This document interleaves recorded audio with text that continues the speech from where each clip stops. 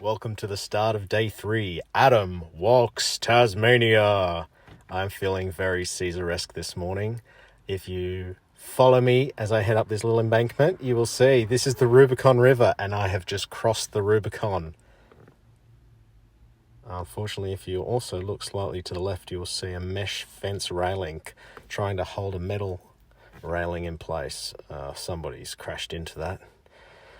And I wish I could say I was surprised, but from my very short time being here in northern Tasmania, I would have to say so far on my great epic walk, they are by far, noticeably, the worst drivers I have encountered in all of Australia. Not only do I see them on their phone, they are speeding. I would say 1 in every 5 cars that comes past is speeding.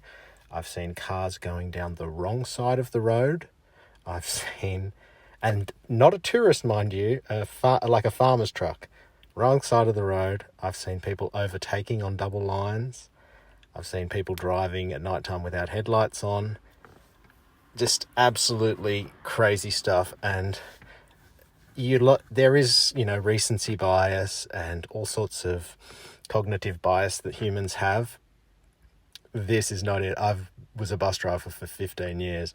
I thought I had seen bad driving until I came to Tasmania. As a result, this is one of the last few times you will see in this whole Tasmania trip me on a highway for a substantial amount of time. I have rerouted my trip, even if it means 10 k's extra per day, just to avoid the roads. The drivers are that bad. Now, of course, when I say that, we're talking a super small percentage. I'm not, as Kath and Kim said, casting nasturtiums on all of northern Tasmania, but it is a large enough number where it is noticeable. Once people are out of the cars, they're fantastic. I've had so many wonderful non-car related interactions with the people of Tasmania. I've had farmers come out of their properties and deliver me ice cold water. Beautiful German immigrant deliver me freshly boiled eggs from their farm. Just so many kind things. And I don't want this little section of just dangerous driving to ruin my whole experience, so I'm trying to keep it in proportion. And it's not the tourists or even the backpackers. The backpackers in their absolute shit box vans, they're some of the friendliest. They cross over a bit, give you plenty of space, give you a wave. The tourists, you can tell who they are based on the makes and models of cars and how new they are. They're fine. They're terrified probably driving on the wrong side of the road to them, that they're slow and they give you plenty of space. It is definitely the locals who are acting dangerously, and I can't understand why. There are memorials all up and down the roads I have walked, and yet I still see 1 in 5 cars speeding. Terrifying.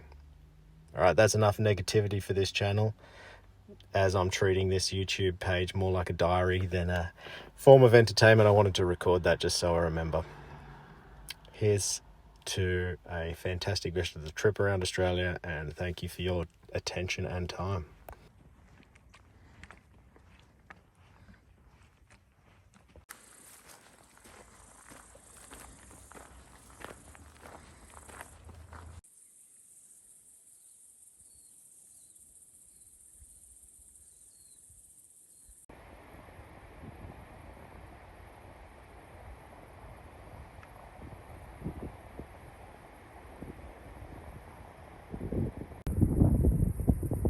I've arrived at my accommodation for the night.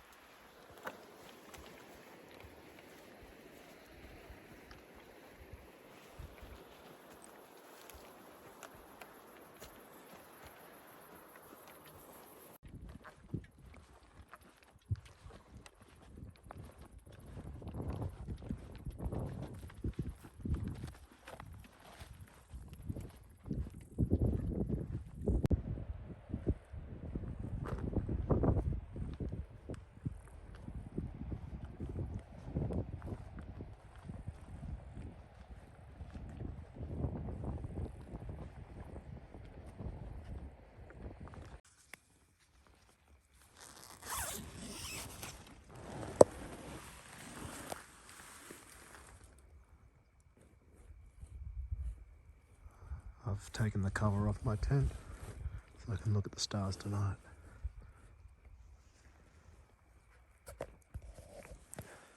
I'll see you tomorrow,